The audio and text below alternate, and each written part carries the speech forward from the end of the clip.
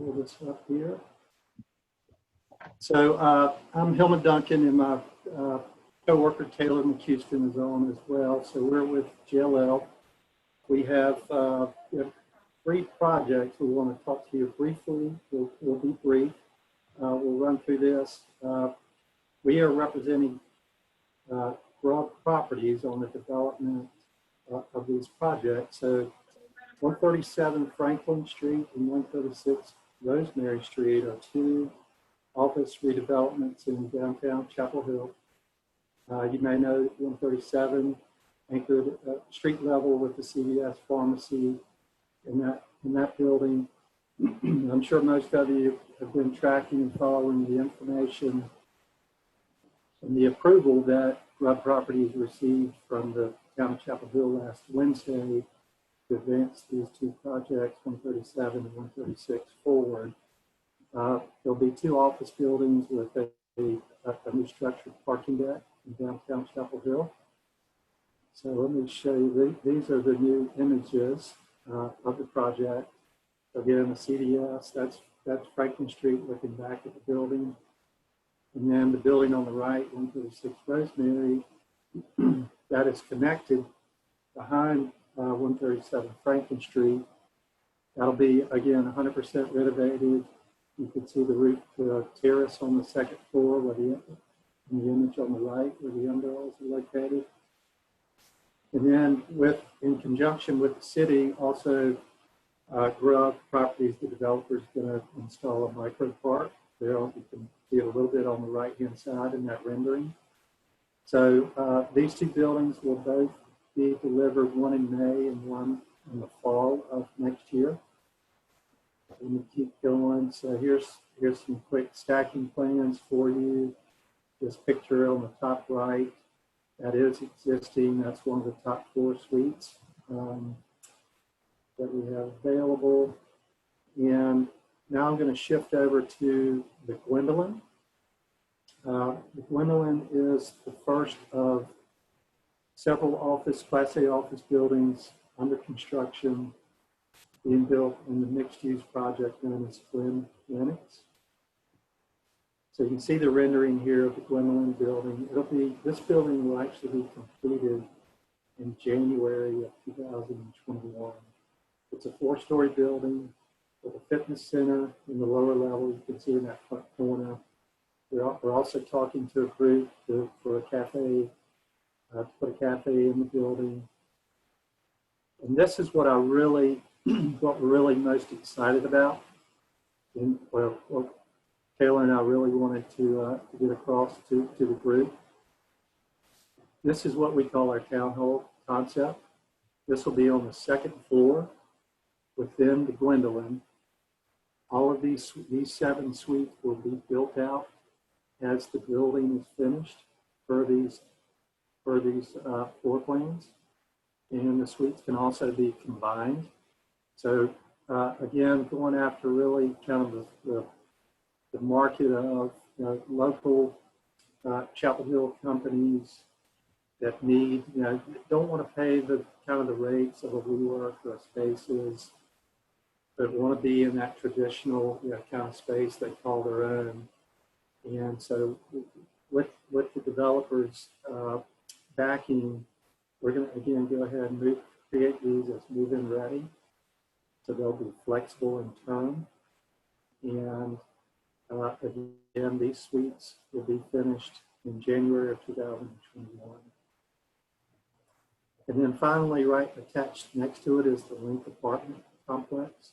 If you go down 15501 or 54, you can see these from 501, but you could also come in through the Glen Lennox residential there, and you can see the project, some of the interior photos. And so again, I'm Hillman Duncan. Taylor and I, we're at JLL, we're handling the office leasing of these projects, and then for general questions, Joe Dive with Broad Properties, his contacts there as well. And again, we thank you very much for allowing us to do this. Thank you. Yeah, thanks, guys. Yeah, we appreciate it. Thank you so much. Awesome. Well, Alex, you're up. So Alrighty. we're really excited to talk to you today, and just looking forward to an authentic conversation about your experience. So let's get started. Tell us about your background and how you ended up in Chapel Hill. Just give us the quick story. Sure. And just to start, first off, thank you so much, Velvet, for asking me. I'm so grateful to Launch and you and Vicki and everyone. It's been so helpful to have you all supporting me throughout this journey. And I will try to be as authentic and true and tell you all the ups and downs that this journey has brought to me. So I'm born and raised in New York. I grew up just 20 minutes outside of New York City. I grew up eating bagels every single day, and that's no joke. There are at least 5 bagel shops that surrounded the town that I grew up in. I went to the University of Wisconsin-Madison for undergrad and got Midwesternized out there. Wasn't sure exactly what I wanted to do. I'm 5 foot nothing, 100 and nothing, and once I realized I couldn't become a professional hockey player, I found business as a good path for me. My mom was the main financial provider in my family, and I always thought, if I could get into business, hopefully I could give back to my future kids everything that she gave to us. And so I got into the business school at Wisconsin and fell into this thing called investment banking. I didn't know exactly what it was at the time, but in my mind, it was a good place to set up, work hard. I've always been a believer of I can't necessarily control how smart I am, but I can control how hard I work. And so it was a good place to sort of get started. I went over to, after I graduated, I moved to Chicago, was there for about a year and a half or so working at Bank of Montreal, and still had the bug to get back to New York City. And so about a year and a half in, moved back to New York and went from Bank of Montreal to JP Morgan and worked at JP Morgan for another 2.5 more years, moving up from analyst to associate. And they tell you if you're loving investment banking, you're going to love private equity even more. And at the time, I sort of just had my blinders on and made the move to the private equity side, specifically in commercial real estate investing. And so from there, I worked in AllianceBernstein for about about 4 years, making investments all over the U.S. But I sort of always had this feeling, whether it was in the investment banking roles or my time at AllianceBernstein, that it just felt like I was jamming a circle into a square, honestly. And I sort of hit a moment where I thought there's got to be another way to live my life besides being on the 39th floor in Midtown Manhattan, staring at an Excel file every single day for working 80 to 100 hours a week. And to be quite honest with you, I was pretty lost at the time. I thought about doing all sorts of things. I really wanted to be with people at the end of the day, and I wanted to have some sort of small impact. I thought about becoming a social studies teacher. I even had lunch with my old history professor from high school, and he told me, Alex, before you start growing avocados and becoming a shepherd and doing all sorts of things, stick with business. There are other ways to do business than the way you've done it the last 8 years. And so I decided to go to business school. And so to get me to Chapel Hill, I was really lucky along the way. One of my really close friends from JP Morgan went to Kenan-Flagler. Both he and his wife went to Kenan-Flagler. And at his wedding, I actually met Dave Hartzell, who heads the real estate department at Kenan-Flagler.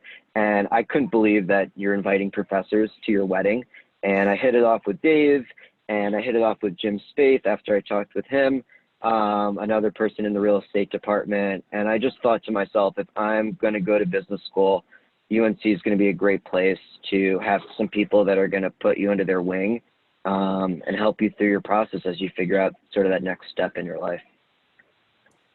So you really had what a lot of MBA students want, which is an opportunity to work on Wall Street, live in downtown New York, make lots of money, and it just wasn't attractive to you, huh? It wasn't.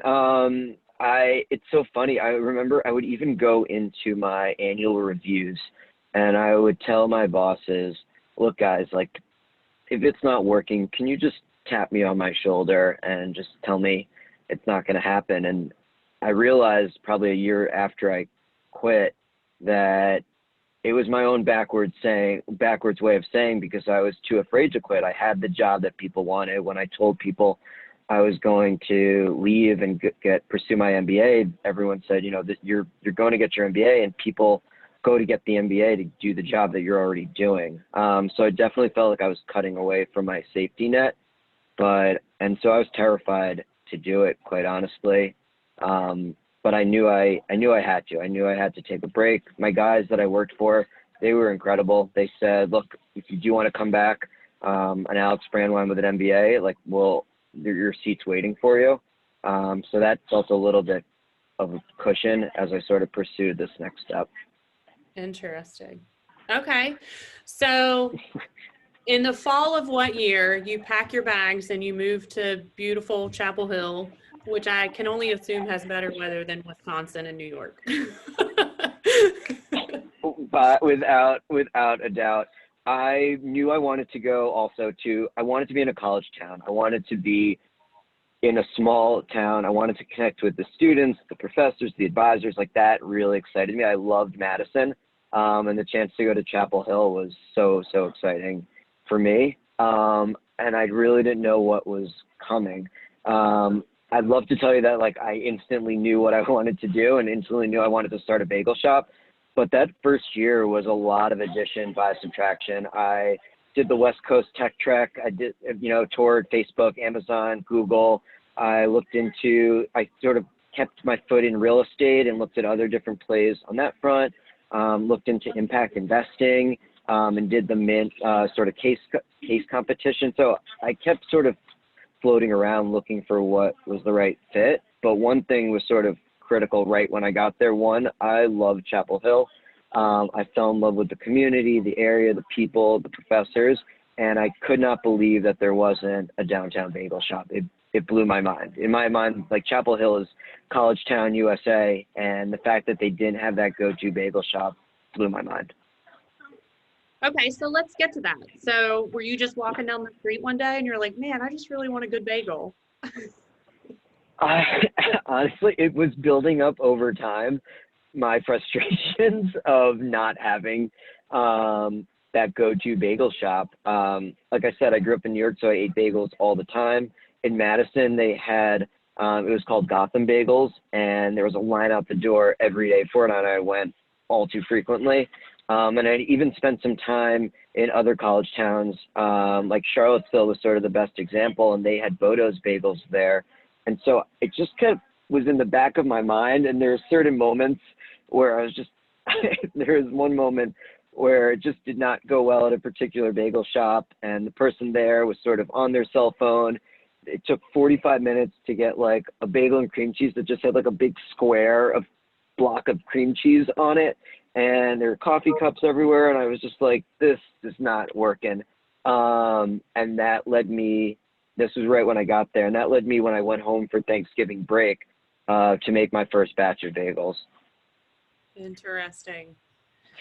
All right, so you made your first batch of bagels over Thanksgiving break. You come back to school and you're in your MBA class. Do you tell everyone, hey, I'm going to start a bagel shop? So first of all, I cannot bake worth a lick. Like, you have to remember, I can't cook at all. I never cooked at home growing up. And like, my family would make fun of me all the time. I remember living in Chicago, and my buddies, I was joking with them this weekend, my buddies wouldn't even let me do the cooking. I was always tasked with cleaning, because I was working 80 to 100 hours a week, and I'd order sushi basically every night. So it was pretty terrifying to do that first bake. When I got back to Chapel Hill, I was excited because the first batch actually came out half decent. And then I kept Googling recipes and kept playing around with it, and kept working it to a point where I was making them from scratch in my apartment. And it finally got to a point, I want to say it was like maybe January, I can't even remember, but I came back and started testing bagels and giving out bagels now, because I just had so many left over that I started bringing them to school and having professors and students and advisors start to test them just to see what I was coming up with. Interesting. And that leads me to my next question. So you didn't start with a bagel shop on Franklin Street. You actually went a different route, right? Yeah. So I when I started this whole thing, I sort of asked myself 4 questions. One, is there demand for bagel, like freshly made, authentic New York style bagels in Chapel Hill? 2, how do you do it? How do you actually run a bagel shop operations wise? What do you need? Equipment, team? I had no idea. 3, financially, like what is the P&L of this business? How much does it cost to do it? What's the investment? What's the return? Can I make a life out of this? Is this just a side business? Like, can I actually sustain myself? And the 4th question was the real estate location. Where do you need to be? To your point about Franklin Street, there are a lot of concerns about Franklin Street. There still are. And how do you actually overcome that? So my belief was, you can't build it and hope people come. And I thought about the successful businesses that are on Franklin Street, and that have great ties to this community, whether it's Top of the Hill or Med Deli, and they have a connection with IP3, like and people know about them. And I thought the best way to do that is to build it up over time. So I thought a pop-up shop would be the best way to not only test the bagels out, because those have to be incredible, but the experience around it was critical too. Let me take a step back. So you said that Sure. One of the big questions you had was equipment and materials. How did you figure all that out?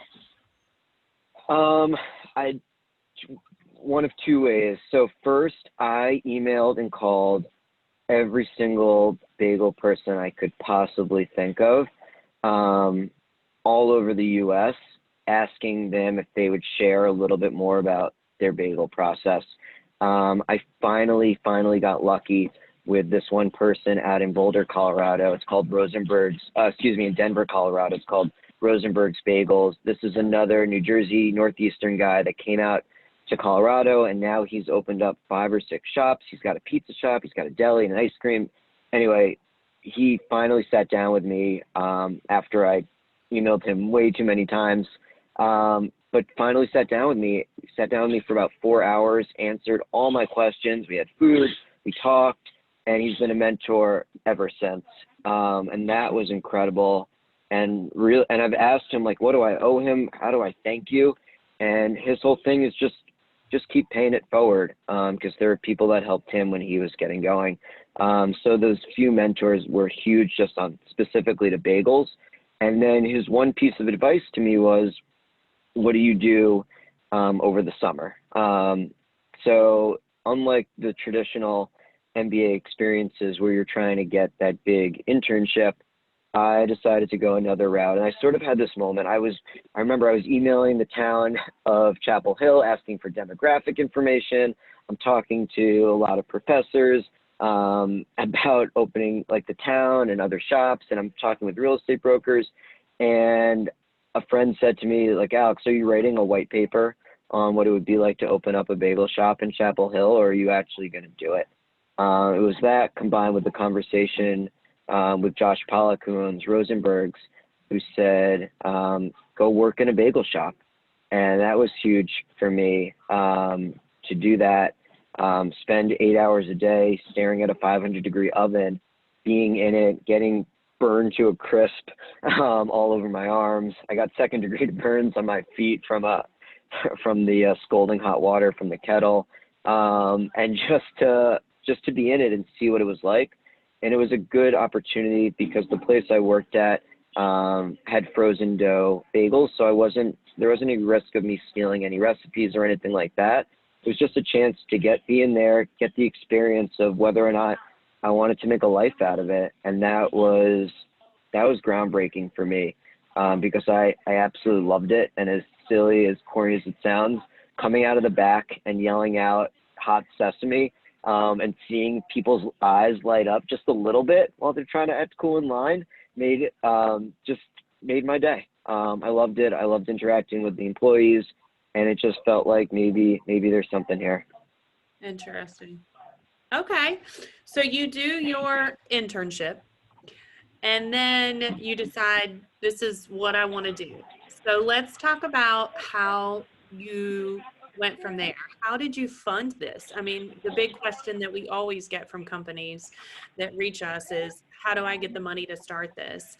And then in addition to that, how did Launch Chapel Hill and the Entrepreneurship Center play into that? Because I know that you spent some time in our cohort as well. Sure. So the one benefit of spending 8 years in the finance industry was I had some savings from that, and thus far have been able to finance everything on my own. And I know that's really unique, and I feel really lucky to have been in the position to do that, to have saved money to go out and make this happen. And so that's how I've been able to finance it. I've thought about taking partners. I've thought about taking on financing. The fact is I'm pretty nervous about taking other people's money. I spent 4 years of my life making investments using other people's money, and I've been on that side of working as a private equity firm and giving it to operators. It's scary. It's tough to take other people's money, particularly when, let's be honest, I really didn't know what I was doing. And so I decided to do this first shop on my own. And doing the pop-ups and caterings was a way to make low investment sort of decisions to sort of test and see if this all worked without going all in. So the first thing I needed to do was find people to help me do this. I really had the vision and sort of a view of what Brandwein's was going to be about, and it was just as much about the bagels as it was about the experience. But to actually execute on it, two people in particular made it happen. First, his name's Mark Gravel. He's my top senior advisor, and I met him through a million different connections, but that all go back to Ted Zoller. I had lunch with Ted, and Ted's incredible. He lists and threw out, I think, like 50 names during our lunch, and each one led a road to something different. And one of them through 15 other degrees of connection after 5 other different meetings, and I'm literally having, I don't know, 6 or 7 calls a day, just seeing what I can learn, seeing what I can pick up from and go from there. And one led me to Mark. Mark's a guy from Winston-Salem. He went to culinary school in Charleston, had burger stands in New York City, and had just come back to the area. Met him for coffee, and it was honestly one of those magical moments where he heard what I was doing, loved the idea, and said, let's do a pop-up. This was beginning of August in 2019. So that was a huge moment in terms of getting someone with real cooking experience to sort of take it to the next level, and actually make it happen. Launch was incredible in terms of continuing to push that forward. I was so lucky to get assigned Scott Maitland, who's one of the launch advisors, mentors for me, who started off as someone that I sort of idolized in Chapel Hill, and thought was this larger than life character, and has since turned into a mentor and a really close friend, that genuinely cares about me and the people, his customers and his employees, and has been there with me also since the beginning, introduced me to his contractor, will pick up the phone anytime. And he's the type of person that isn't there for, cut and dry, what's the financials, I need a plumber sort of question. He can be just as much there for, I'm deep in it, I'm having a terrible day, or something didn't go right, or who knows what, and was there just for that too. So I'm so grateful for Launch for those introductions as well. Anyway, I'm rambling, but there's been a lot that's happened. No, I don't think you're rambling at all. I think so. Of course, our Launch cohort is here, and I think they hear us sing it from the rooftops all the time. You have to go through customer discovery, which you did by calling bagel shops and understanding the industry. Then you have to get to a minimum viable product, which was your pop-up shops, and you learn from those lessons. And then you surround yourself with mentors and a network that can help boost you up and help you play into your weaknesses so you know how you need to be an entrepreneur. So I think your story is perfect. And thanks for reiterating everything I say all the time, Alex. I appreciate it. It's funny though, the launch, you just reminded, like the launch cohort, like similar with Scott, my cohort 12 that I was a part of, I mean, my favorite thing that Vicki Gibbs sort of did each time was we would go around the room and just have a moment before we got into the technical and the specifics. And it was rank how you're doing 1 through 4. That way everyone couldn't say 3 and sit in the middle. You had to be either a 2 or a 3 to decide how you're doing. And this has been, let's start off, I'm an incredibly, I would say, passionate person. My therapist would say my passion can also lead to torment.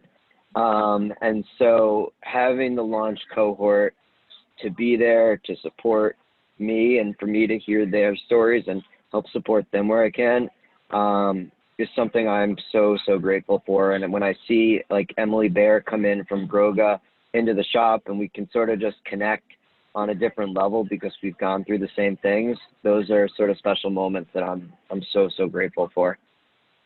Great. And we have a question from the audience. Were you part of cohort 13? You were part of cohort 12, right? That's right. Fall 2019.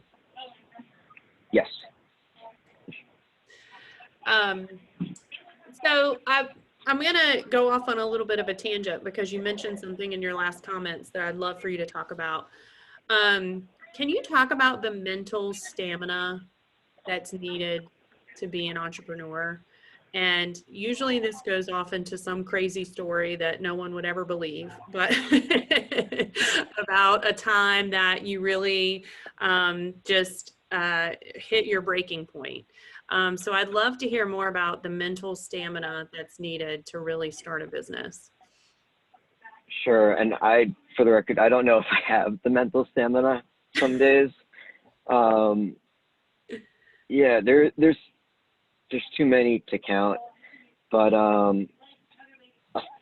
mean, I can name a million, but one that sticks out to me is even more recently.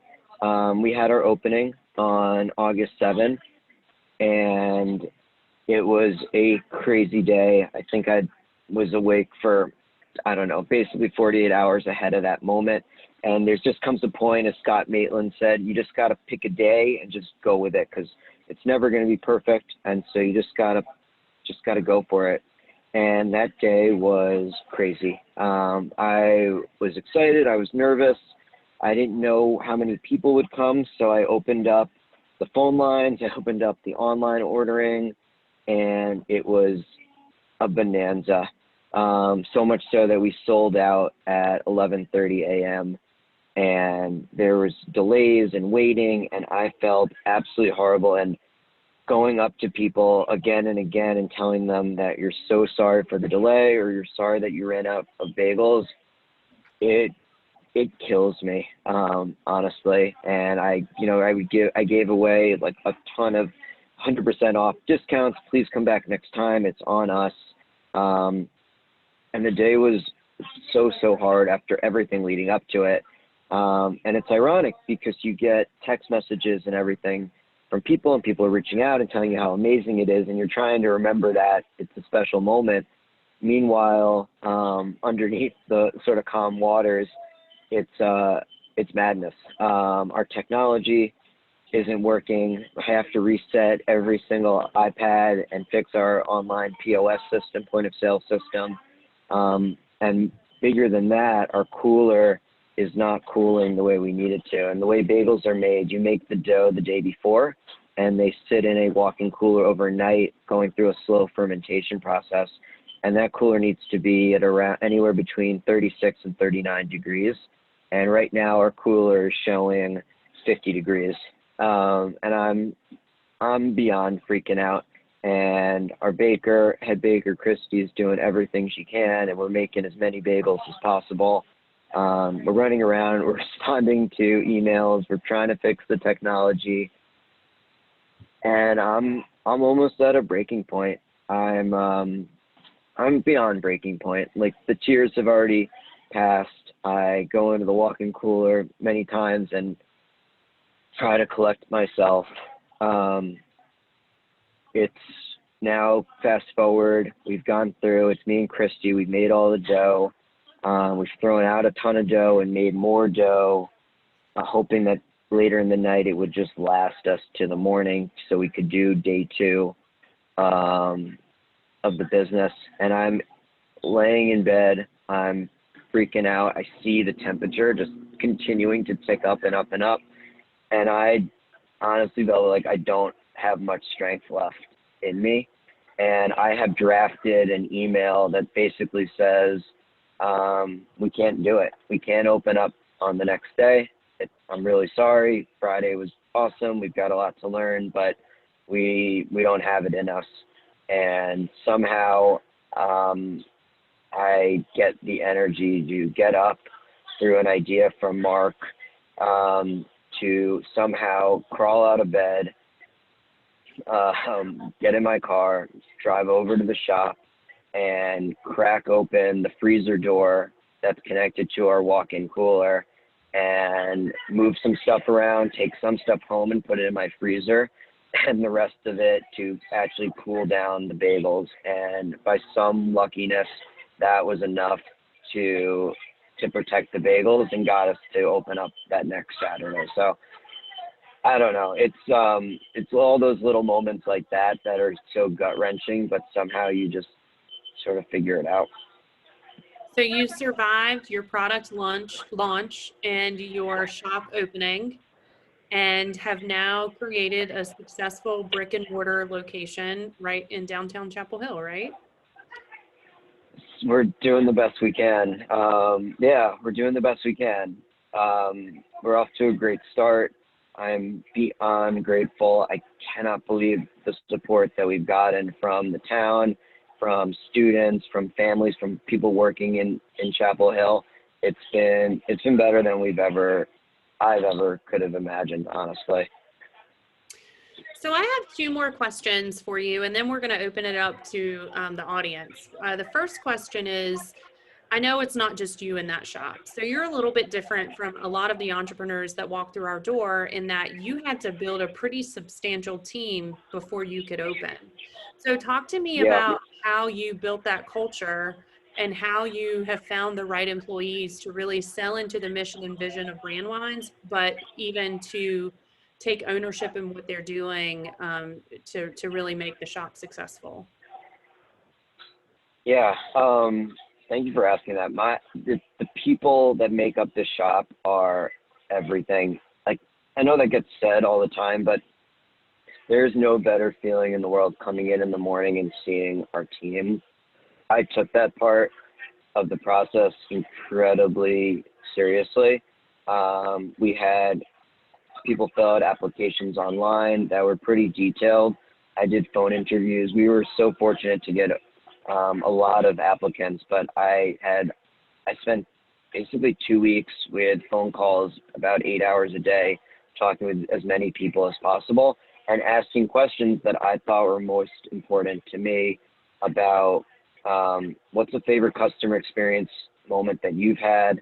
What's a favorite quote or mantra that you follow? What sort of role do you like to play on teams? What does a successful experience at Brandweins look like for you? Like, I really wanted to get into the gut of what the character of each person was like. And I think it's rare in the food industry too, to do both a phone interview and an in-person interview, and then sort of a test interview depending on the skill level required. But for me, like I said about the shop, the bagels have to be great, but if the experience isn't there, we're nothing. And if the team that's part of that, it all starts with the team, because you can't control everything. Right now there are 25 employees, and from the dish prep team to the bakers to the line cooks to the front of house team, expo, like everyone plays a role in making that happen. In addition to writing the handbook myself and going through it with everybody, before we even got into the kitchen, we met in a parking lot. We separated 6 feet away, and we spent like an hour and a half, 2 hours just getting to know each other. I took little games that I learned from Launch, from Adam's apprenticeship. We played Zip Zap Zop. We did the 1-2, like we talked about the ranking and seeing how everyone's doing, and just getting to know each other. My whole thing is just I try to be as transparent as possible, as I'm trying to be with you all today, about what we're about and the type of people we are, like we're trying to be. And so I hate having elephants in the room, things that are left unsaid. And so I feel like all of that together helped make a really great team. And I feel really lucky that we have it. I think, it's crazy. We started off with 20 people, and there's been a ton of turnover. It's just natural to the food industry, and it really saddens me that we've had to have that. But I think every situation has been unique, and I also think they understand where I'm coming from. I've spent a lot of time in hard working environments that have a ton of yelling and screaming and name calling, and I hate it, quite frankly.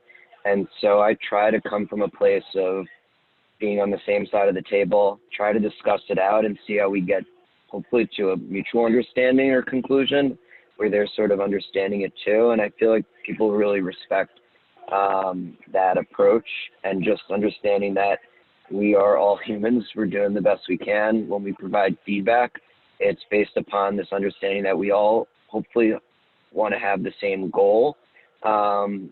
And therefore I'm not yelling or screaming or thinking less of you. I'm just trying to give you a tool to get better. I read of it in some Harvard Business School, one of our MBA sort of readings, and they talked about leadership and being a good leader and being a good manager. And for me, it talked about being a good leader means to have a great vision and being able to set something out that people can buy into, and that's legitimate. And I think how I present myself each day sort of sets hopefully that standard for what we're about. And being a good manager means understanding that while there's a big vision, every single person is different, and you can't just throw the same playbook at each person and think this is how you have to do it. And so being understanding to each person's situation, their skills, their background, et cetera, and being able to adapt to that is something I definitely try to do too. What great advice. I mean, the common themes I heard from that were transparency and understanding to sell the mission and vision. And the questions you asked in the interviews, I'm sure, threw everyone for a loop, because it really got into their personality and if they could understand what Brandwein's is doing. So that's phenomenal. My last question, and then I say it's my last question. Let's be honest, it may spin into some more, but I personally have followed your story, and so I know a little bit about your timeline. So just to give people some context, you opened your brick and mortar location in August of this year, and you really had started building it in early 2020. And I would be out of touch with reality if I didn't bring up the fact that you opened a restaurant during a pandemic when most restaurant owners are suffering right now. And so did you ever think to yourself, hey, let me put a pause on this given the state of the world and this pandemic? Or did you just press forward? How did COVID really play into building out your business and what that looked like? Yeah. At first, I didn't know what it meant. And I just sort of said, let's just keep doing what we're doing. And then it hit me like a ton of bricks, honestly. And it played out in a couple ways. First, I was freaking out. I was like, Alex, you just signed a lease for 5 years. And you've never opened a small business before. And now you're opening one when small businesses have never been tested like this before. what are you doing? I had nightmares about quitting and taking the job again at JP Morgan. It was that real. But I took a step back. I talked to a lot of advisors about it. People at Launch, Scott, Jim Kitchen, everyone, just to make sure I was looking at it head on. Something I learned in my old private equity life was you need to constantly be re-underwriting your investment. And so I looked at it from a blank sheet of paper and completely re-underwrote the business, and tried to be realistic about how long this could last. I mean, who knows, but what that means for us and whether or not it made sense to go forward. And it also challenged me to think creatively about what else we could do. How could we do it safely? And how do you still make this work with everything going on? Through that, we came up with a lot of fun ideas. We came up with Saturdays are for Bagels as a way to do a pickup delivery service before construction began, as a way to do contactless drop-offs. And that was really fun and a good way to get out there. We spent a lot more time investing in our online platform with our ordering processes, and just making sure that the process when you did come to the shop and how that would work. So I'd be lying if I said it was simple. I was really afraid of losing. A big part of our underwriting was catering services and the students. And so while we didn't necessarily depend on it, that was a huge part of the business. So finding new ways to get out there, introduce ourselves, took a ton of effort. And yeah, it was hard, but I decided at a certain moment that I wanted to keep going forward, that bagels are in many ways a comfort food, and they do last, they do store, and let's give it a shot. This whole thing, people ask me what's the hardest thing about this, is sort of combining amazing outside advice and just sticking with your gut, like trying to keep your blinders on, and also just taking in all this information. And at the end of the day, if I'm going to fail, at least I'll fail my way. And so that's what ultimately led me to just keep pushing forward. That's great. That's great. So I told you I would have one last question, and then I'll open it up to the audience because I do see we have a couple questions come in. What is one lesson learned from this whole experience that you could share with the group, and what's next for Brandwein's Bagels? One lesson learned. The biggest lesson I'm learning is to, I keep telling myself every day to play another card. You want to react instantly when any news or anything comes in. And I'm learning really well to just take a breath with it, and just seeing how everything plays out before making a decision, and using my resources, calling people. We've had all sorts of situations, whether it's employee situation, technical situations, whatever. And it's been really helpful just to be honest and trust the people that are in my support group and use them before going forward. And the other thing I've learned is like make sure you're having fun, like make sure you're doing the internal checks.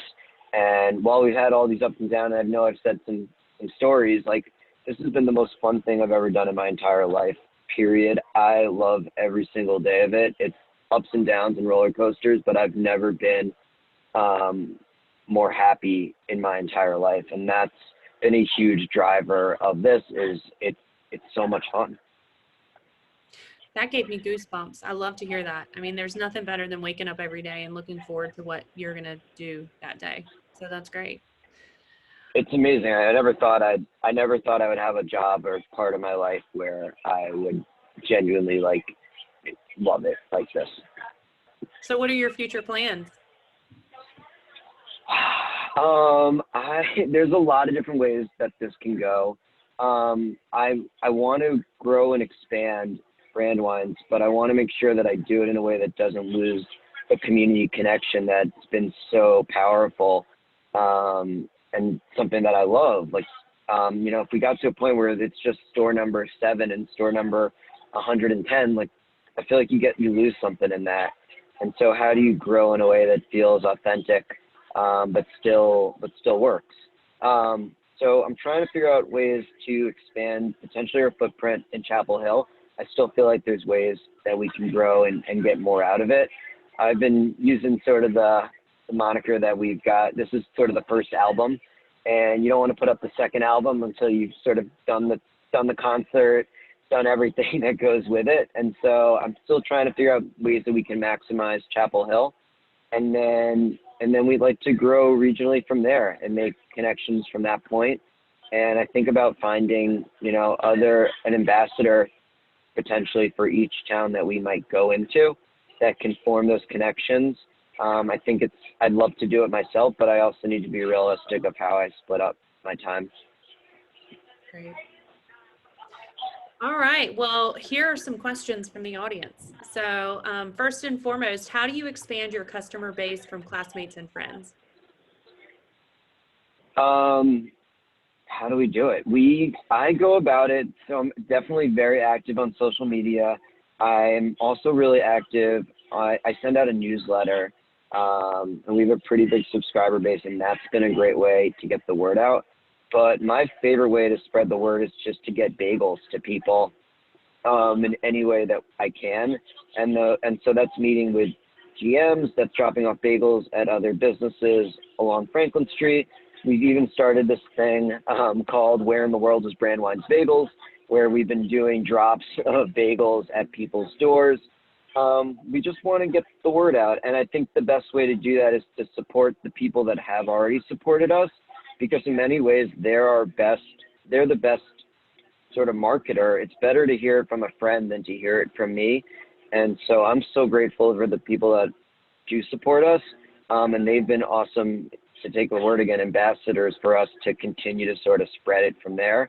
I think about the business from a long-term perspective, and it's not about nickel or diming anybody today. It's about growing the base as big as possible. So if we don't do exactly what you want, if we can do something a little bit better, I'm the first person to reach out and do that. And we tell our team the same way. If you're counting a dozen bagels and you're miscounting and you think you're at 11 or 12, throw in 2 more.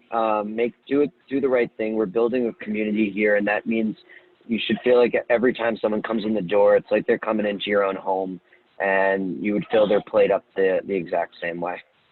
I love that. Next question. Do you have any community partners that you're thinking about collaborating with, and do you plan to sponsor any UNC events? Yes and yes. So we're already collaborating with a lot of other community partners. We collaborate with Topo. We collaborate with Purple Bowl. We collaborate with Chapel Hill Training. We get our coffee from Gray Squirrel. We got our furniture from Furniture Lab down the road in Carborough. I talked to the IP3 guys, and we're talking about pizza bagels. So Med Deli, Jamil Kadora, all sorts of different members of the community. That's the most fun part, honestly, is figuring out fun ways to support one another, and all the businesses in downtown. I love the idea of building out all of Chapel Hill. So those partnerships have been incredible. And we would love to sponsor events with UNC. We've done a few things with a few different philanthropy groups that are connected to UNC. We're doing something this Friday with Carolina for the Kids, where 15% of our proceeds are going to support them as they set up for their Carolina for the Kids 5K. And so we're splitting it that way. And then to do all sorts of catering events with UNC, as well as the hospital. Right now, anytime we do an event, every project, everything's individually bagged and named for each person. And we've also started to connect with some of the sport teams as well to get bagels with them. So all those sorts of angles are something that we hope to dig into as we get a little bit better and smooth out operations. I would like to put in my vote for pizza bagels. You just let me know when those get started. Definitely. And then, 2 more questions and then we'll wrap it up. Just quick fire questions. What aspect of the business gets you up in the morning? The people, like, of all the things, like, my favorite thing to do is, like I said, walking through the front door and seeing everyone on the team. I love working the register. I love being in the flow. I love interacting with the customers. Like, the whole point of this business was to go an inch wide and a mile deep with a community that I've come to love. And if our bagels can make your day just a little bit better, like, that's it. That's everything. And then at the end of the day, I love going from the front of the house to the back of the house and doing an elbow high five with every single person on the team and thanking them and looking in their eye and telling them that was awesome and how much I appreciate them. And because it feels like we just played a 60-minute Super Bowl every single day. And so those are some of the fun parts for me. That's awesome. And what makes your bagel stand out from other competitors? For us, I can't speak to other competitors, but for us, our bagel, it's freshly made every single day. We use our 5 simple ingredients of flour, water, yeast, barley malt syrup, and water. We do it the classic New York way. When people talk about the water, it's really about the boiling process and making sure we are boiling our bagels before we bake them, because that sort of gives them that awesome, crispy, thin shine to it and sort of protects that awesome, chewy interior. For me, I didn't know how to bake, but I did know what I wanted because I made 8 bagels every single day in New York. And so I do think our bagels are that classic New York bagel that hopefully other people want to eat. All right. So here's the final question. What's your address? What are your hours? How do we find you? Sure. So our address, we're at 505 West Rosemary Street. We're at the corner of Graham and West Rosemary. So right down the road from Al's Burger Shack and IP3. You can order a number of different ways. You can do walk-in, and if you don't feel comfortable walking into the shop, given everything going on, even though right now we have partitions, wellness checks, and we only do 1 customer group at a time in the shop, we're happy to come out to you and take your order via Square. You can place an order online or by calling in, and we'll either run it out to your car, or we've got pickup shelves inside too, where you can just grab your sandwiches as well. So lots of different ways. We really want to make sure that it feels safe and comfortable for you. Like, the safety of this town is more important than selling you 1 extra bagel. And so we really want to be adaptable to make sure that our product can get to you in the best way possible. And I can attest to that. I go to Brandwein's a lot, and the COVID procedures there are just phenomenal. And their hot turkey bagel, I highly recommend. So Thank you, Velvet. Thank you so much, Alex, for taking the time out of your very busy schedule. I know you're sitting in the restaurant, and this is probably your busiest time of day. So thank you so much for taking the time to do this. I just want to make sure that you all know that Launch Chapel Hill is accepting applications right now for our spring 2021 cohort. So if you go to our website, see the application. We have a free information session next Wednesday at 12 about what the experience is like and really what the value of Launch provides to you as you're growing your business. So go to our website and check that out. And otherwise, thank you all so much. Taylor Hillman, is there anything you wanted to add before we let everyone go?